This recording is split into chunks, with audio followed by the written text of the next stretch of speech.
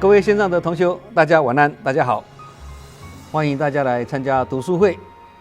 今天是国历的4月7日，这几天呢刚好是台湾的清明节连续假期呀。那可能有很多家庭呢利用这几天呢去扫墓哦。那清明节是1年才1天啊，哦，如果1年才1天的清明啊，那其他364天都是无名啊，那这样日子呢肯定会过得很辛苦啊。相反的，如果每天都能够保持心清志明啊，则每天都是清明节啊。所以清明时节，我们要互相期勉啊，期许每天都能够心清志明啊，这样才能够心清安详啊。有一首古诗啊，是在描写清明节的这个雨中情景啊，大家应该都耳熟能详了哦。这首诗是唐代诗人杜牧写的。那诗词是这样写哦：清明时节雨纷纷，路上行人欲断魂。借问酒家何处有？牧童遥指杏花村。意思是说，在雨纷纷的清明时节啊，路上的行人人人带着哀伤的心情去扫墓。那一种哀伤的心情呢，会让人欲断魂呐。哎呀，想找个酒家休息，舒缓一下这一种心情啊。于是呢，就去问牧童啊，酒家何处有啊？牧童手指一指，哎呀，酒家就在很远的杏花村呐啊。那这整句诗词给人家美丽的联想啊。那最后呢，在期待的温馨气氛中啊，化解了清明节的淡淡忧愁啊。这首诗里面呢，没有很难的字，语言很通俗，所以千百年来才能广泛流传成为描写清明节最著名的佳作啊。不过现在的人呢，都是把清明跟扫墓呢画上等号啊，是家族亲戚们难得1年1度相聚的日子啊，也比较没有像这首诗里面写的这么样的哀伤啦、感伤啦哦。那这一集读书会播出的时间呢，那刚好是碰到清明连假，那我们就应景呢跟大家聊聊跟清明节有关的一首诗就是这首诗嘛那清明节跟情人节有什么相同点跟不同点呢？各位知道吗？相同点是都要送花跟送吃的，因为扫墓的时候都会准备鲜花跟祭品来祭祀祖先那情人节那一天呢，一般都会请自己的情人共进晚餐嘛，并送给对方一束花所以相同点是送花跟送吃的。那不同点呢？不同点是清明节那天是说人话给鬼听那情人节那天呢是说鬼话给人听情人节那天会说的鬼话是什么？山盟海誓海枯石烂，永不分离，谁先娶谁先嫁，谁就不得好死这就是鬼话。那人们在佛菩萨面前所说的誓言呢，其实佛菩萨是把它当作戏言为什么？因为不止人生无常人心更是无常无常的人心在生住意灭的驱动之下呢，会有一些现象产生就好像朝三暮四啦，三心两意啦，出尔反尔啦，见异思迁喜新厌旧，言而无信，心猿意马等等所以情人节之间的誓言或凡夫之间的誓言佛菩萨其实是把它当作戏言爱说笑啦那这个戏言讲过头呢，其实就很接近谎言所以谎言跟誓言的区别在于哪里谎言是听的人把它当作真的，结果是谎言。那誓言是说的人把它当真的，结果是戏言所以不管是谎言誓言或戏言都好，严格说来了都是鬼话连篇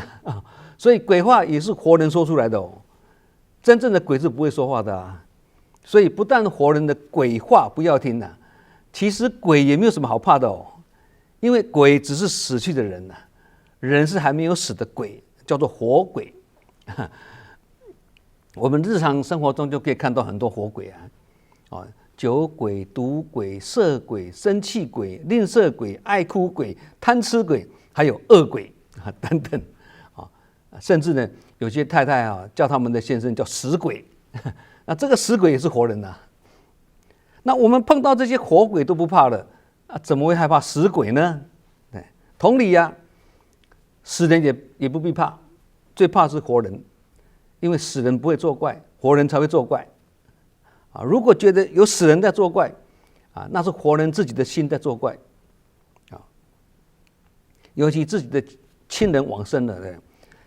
他要来保护自己的亲人都来不及了，他怎么会去吓他自己的亲人呢？对不对？那一般人对魔跟鬼呢会搞不清楚的。其实魔跟鬼呢有所不同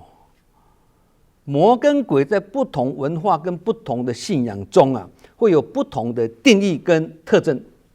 那一般来讲魔通常被描述为邪恶的超自然实体通常是跟黑暗啦、诡计啦、诱惑啦相关联的。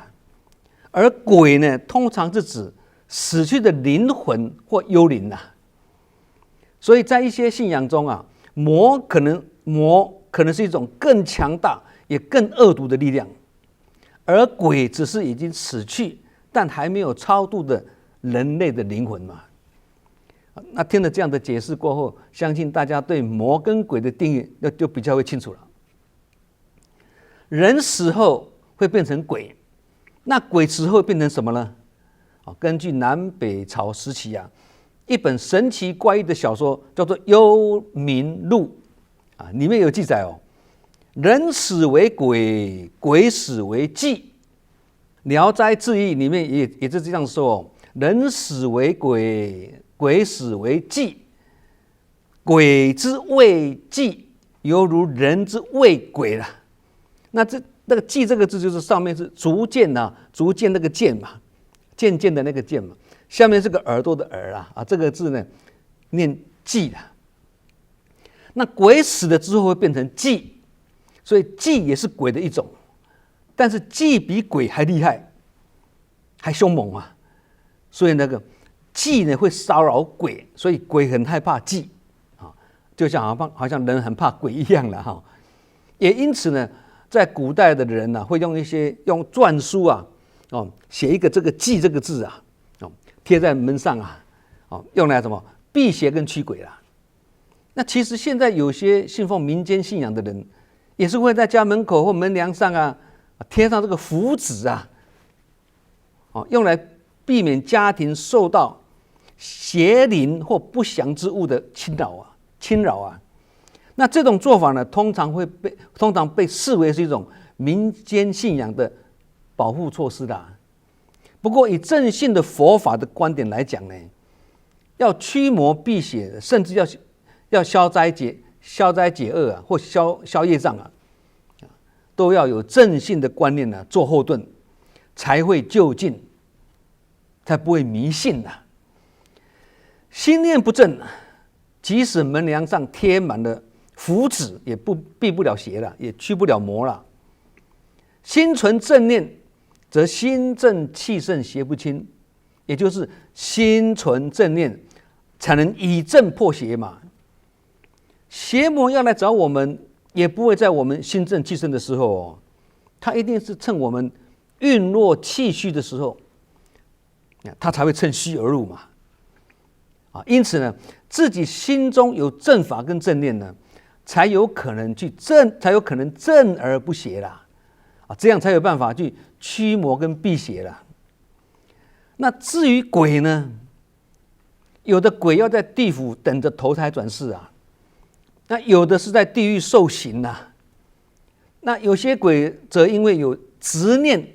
或者其他原因而在人间呢游荡，这个就是我们平常讲的孤魂野鬼了，也叫做幽灵。各位印象深刻，我们过去疫情期间全球人类被新冠病毒整得很惨。病毒我们看不到摸不着幽灵我们也是看不到摸不着啊。那他们虽然看不到摸不着，但无声无息无国界哦，而且行动迅速，所以才会把全球人类搞得天翻地覆嘛。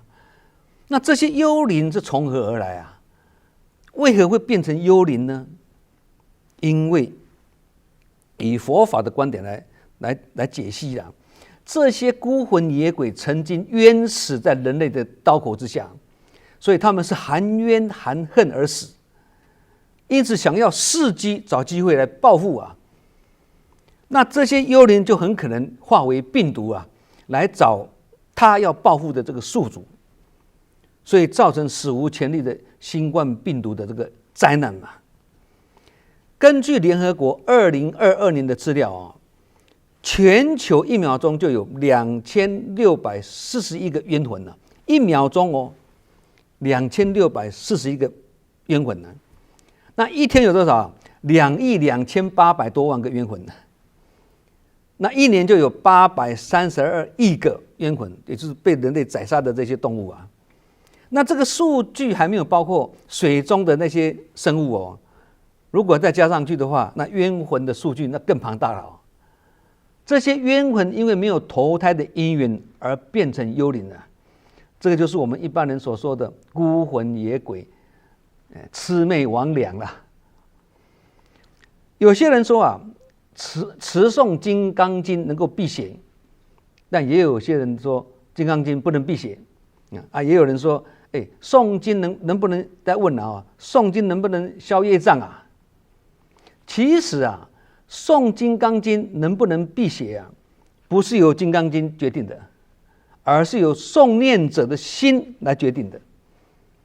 只是用嘴巴念经也是消不了业障哦，要依经入道，以解导行啊。这个好像2个月前我们的读书会有讲到这个主题啊，也就是说要从实践过程中来勤耕福田啊，来修正自己的思想、见解、言行，这样呢才管用，才消得了业障啊。所以啊，不是业障现前了再来念几部经，或诸事不顺的时候呢，再来念念咒语，或身上带着护身符来保平安啊，用这种方式来求佛菩萨保佑我，那就是迷信啦。经是佛菩萨讲的，你再念回去给佛听，哪有这样的道理呢？所以念佛诵经不是要念给佛听啊，而是念给自己听啊，唤醒自己心中的佛性跟自信啊，也不是把心呢专注在念佛的这个累积的数字上面呢。我今天念几次，累积几次，不是这样子的。持诵哪一部经都好啦，奉持者的心才是最关键的啦。尤其是我们常常讲的诵经万遍不如助人一次，助人一次就是化为行动嘛，不是嘴巴念而已，要化为行动。那佛菩萨就是要我们依教奉行啊，把佛陀所讲的道理呢在生活中把它实践出来啊，把他讲的经文化为实际行动。那佛菩萨告诉我们方法，但是用法要靠我们自己去身体力行，这样才是符合佛菩萨的期待啦，跟期许啦，也才是佛菩萨最欢喜的事情。这种的观念才是正信的佛法啦。不能只靠念经啦，或在门口贴符纸啦，或者看个地理、看个风水啦，就想辟邪、驱魔或改运，这样做就是违背因果的自然法则。生前无恶不作，死了以后再来做法会超度希望能够超到天堂去这样就是因果错乱了，那天下就会大乱了因缘果报是人生的自然法则，连诸佛菩萨跟高僧大德也不能违背哦，何况我们一介凡夫啊！所谓邪人用正法，正法也是邪；正人用邪法，邪法也是正。心念若正，所拜的神就是正神啊；心念不正，所拜的神就是邪神。神也有善神、邪神鬼也有善鬼恶鬼啊。总而言之，心存正念就是佛啦，心存邪念就是魔，这样的观念才是政治正见啊。我们来谈鬼啊，那鬼是什么东西呢？众说纷纭啊，不尽统一啊。大多数人的观点认为啊，人死了以后呢，灵魂就是鬼，也就是人以另外一种形态呢，生活在这个地下世界啊，也就是阴间呐。那有人可能会问哦，那既然人有寿命，会生老病死，那鬼呢？阴间的鬼，阴间是鬼的最终的归宿吗？依佛教的观点是这样认为的哈。鬼到了阴间之后呢，他会有机会再次投胎回到人世间，也就是阳间呐，就是六道轮回嘛，轮来轮去的嘛。那如果鬼不能投胎到阳间的话，那阴间里面的鬼岂不是鬼满为患了吗？其实这个不用担心，因为我们华人有种说法啦，鬼也是有寿命的啊。也就是说，鬼也会像人一样死去哦。那既然人死变成鬼，那鬼死变成祭，刚刚讲的嘛，对。那祭死了以后呢，变成什么啊？这个很有趣哦。所以据刚刚讲那个《幽冥录》里面的记载啊，祭死为息，息死为夷，也就是说，祭死了以后呢，变成息呀。那息死了以后变成夷呀。那息跟夷到底是什么东西啊？根据老子《道德经》的说法是这样子：视之不见，名曰夷呀；听之不闻，名曰息。意思是说，祭死的变成息的时候呢，会失去声音呐。那息死了以后呢，变成夷嘛，连外形都没有了，好像灰尘一样啊。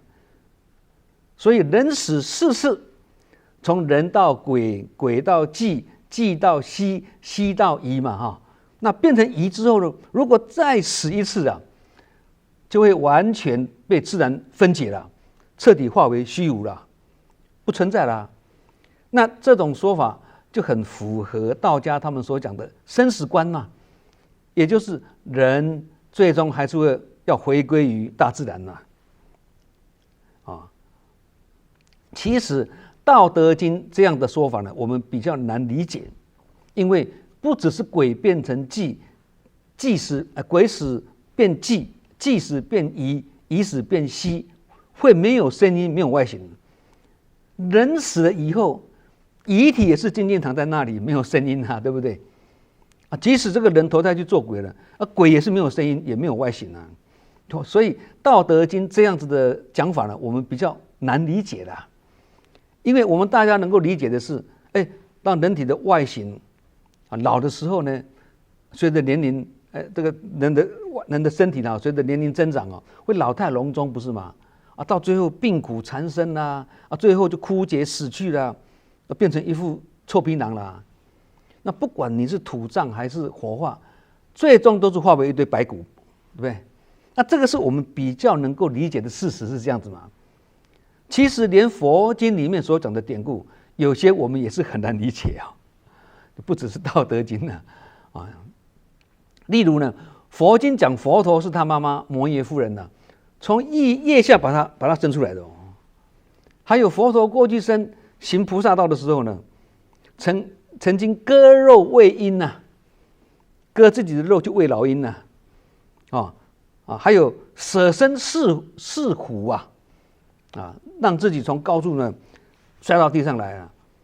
摔死了，然后让一只身体残弱的母虎呢喝佛陀的血，吃佛陀的肉，结果这只母虎最后把佛陀的身体吃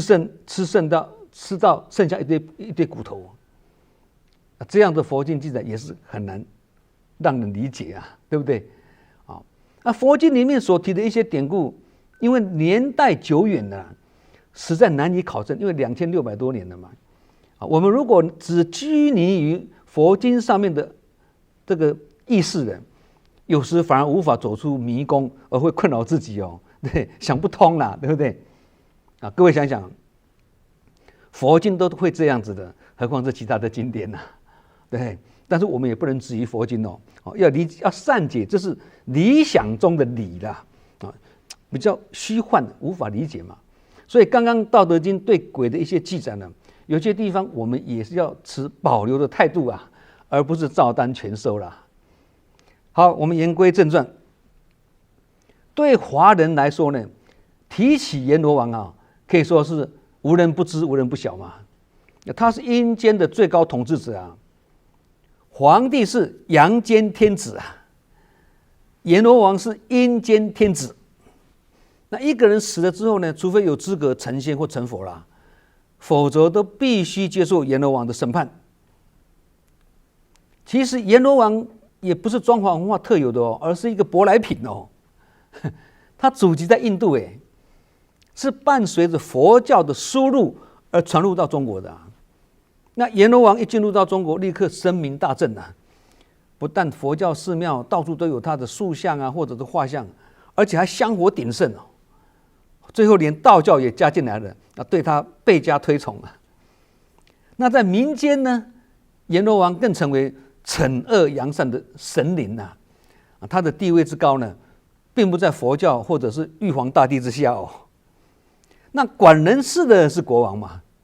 管地狱的是阎罗王嘛。那阎罗这两个字是古印度的音译，就是平等的意思啦。那在古印度人看来呢，也许阳世间人间有种种的不平等，但是去到了阴间呢，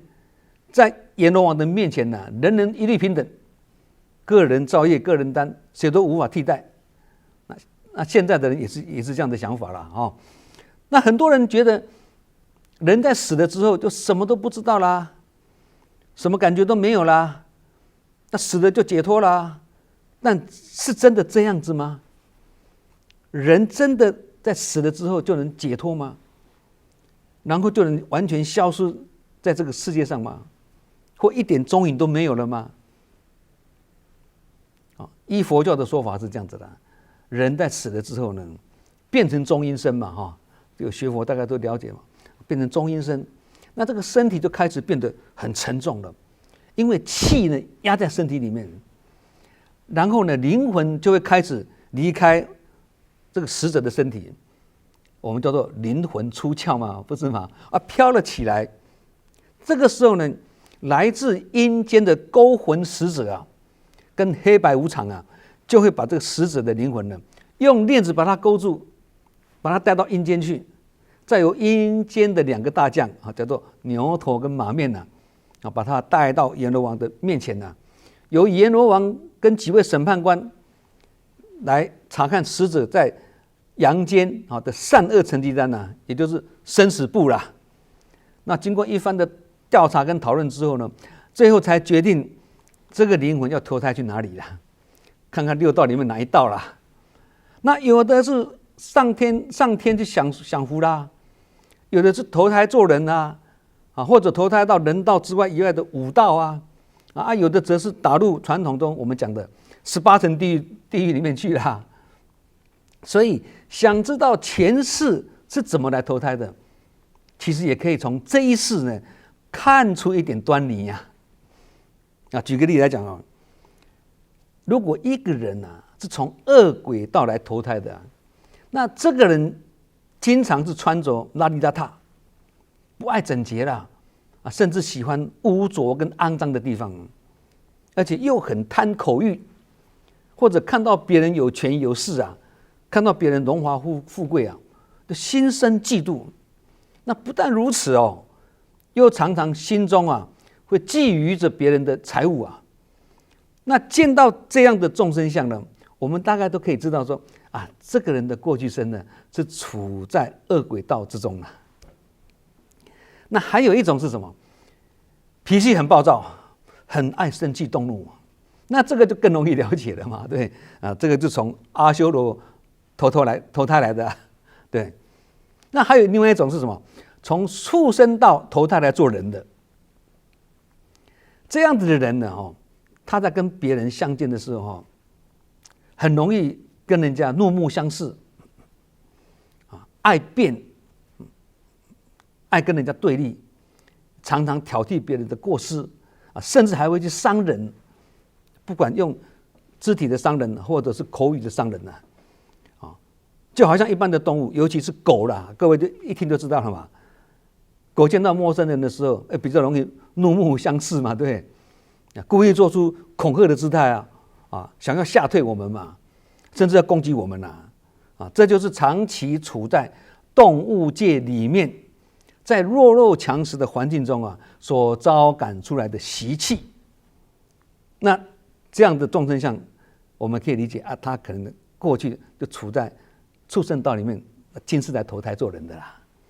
那其实这个道理很容易了解叫做欲知前世因，今生受者是，是有根据的啦。好，我们现在来谈魔。在佛法里面呢，对修行产生障碍的都泛称为魔，而不是讲鬼因为魔的力量比鬼更强大，更不容易对付鬼还容易对付，魔不容易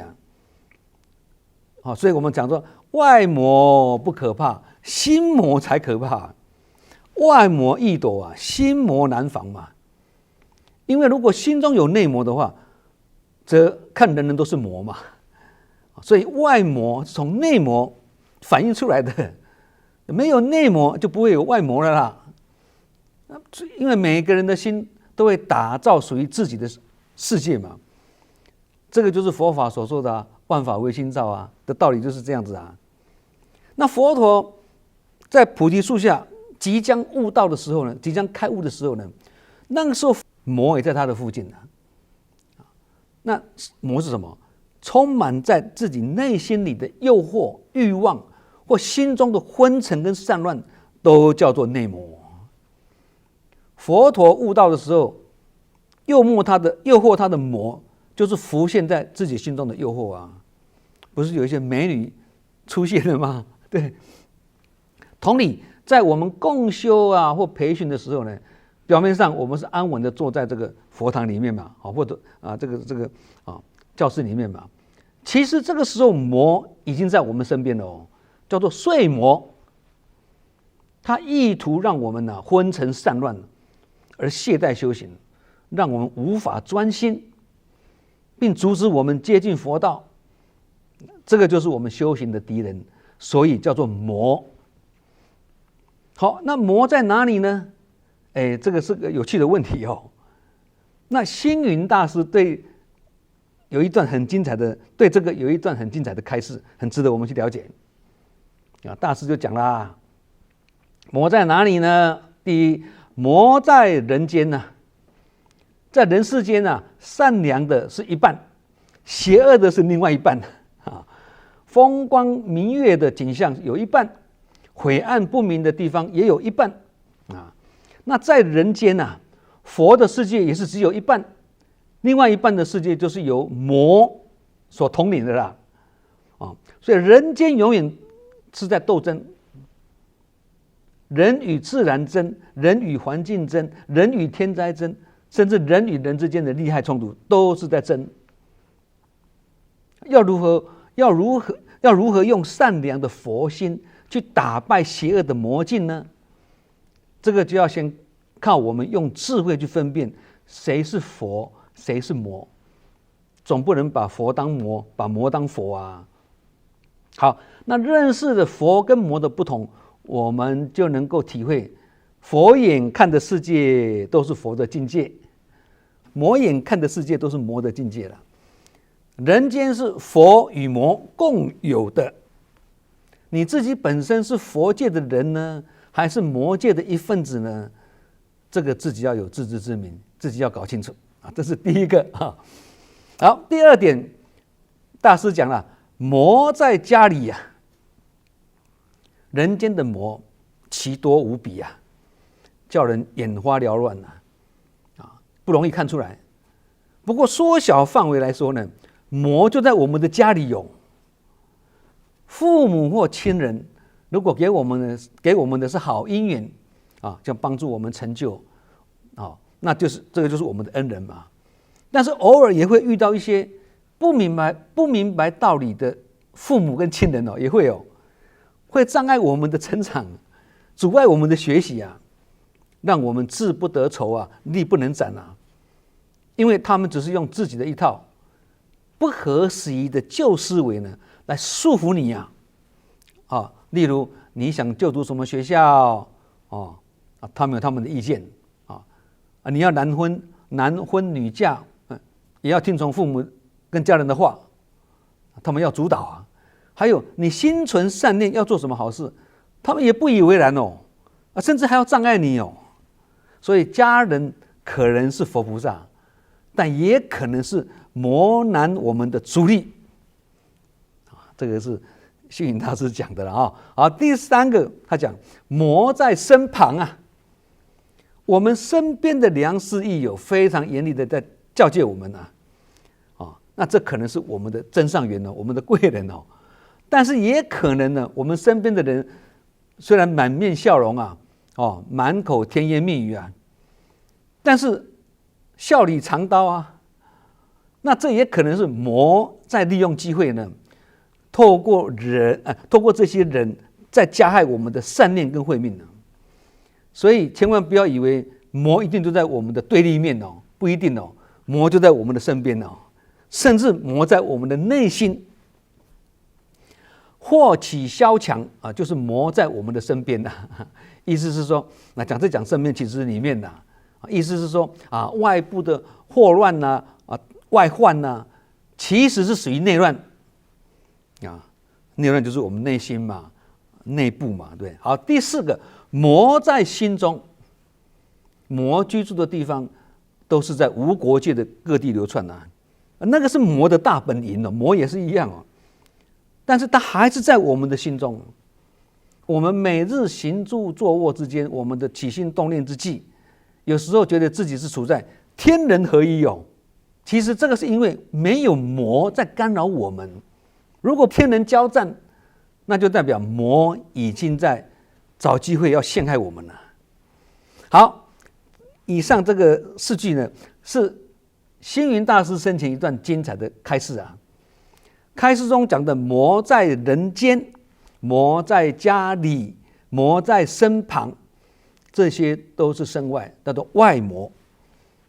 那第4个讲的魔在心中，就是内魔。他提醒我们，